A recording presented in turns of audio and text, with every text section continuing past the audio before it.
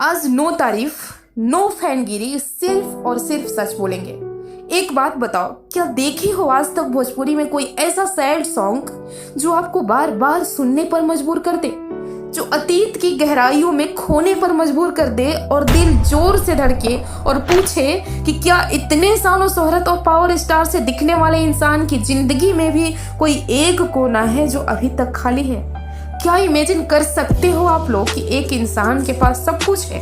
लाखों करोड़ों की लाइन है जो उसके एक इशारे पर पीछे चलने लगे, पर उसमें से शायद ही कोई ऐसा है जो वाकई में अपना है। तो एक लाइन में कहे तो जिंदगी सॉन्ग जहां शादी से पहले वाली यानी प्यार वाली फीलिंग का एहसास दिलाती है, जिसने प्यार में इस तरह से खो जाने का एहसास है जिसके बाद वो लड़का भगवान को ही देखने लगता है अपने प्यार में। तो वहीं दूसरी तरफ जिंदगी 2 एक ऐसा कड़वा जीता जागता सच है जो ये दिखा रहा है कि जब दिल टूटता है ना, तो एक सेलिब्रिटी ही क्यों ना हो, उसकी भी हालत वही होती है जो एक आम इंसान की होती है। जिंदगी में पैसा, नाम और शोहरत के अलावा भी एक और चीज है जिसके बिना जिंदगी खाली खाली सी लगती है, वो है परिवार। और शायद इस मामले में हमारे पावर स्टार अभी तक थोड़े से अनलकी रह गए हैं।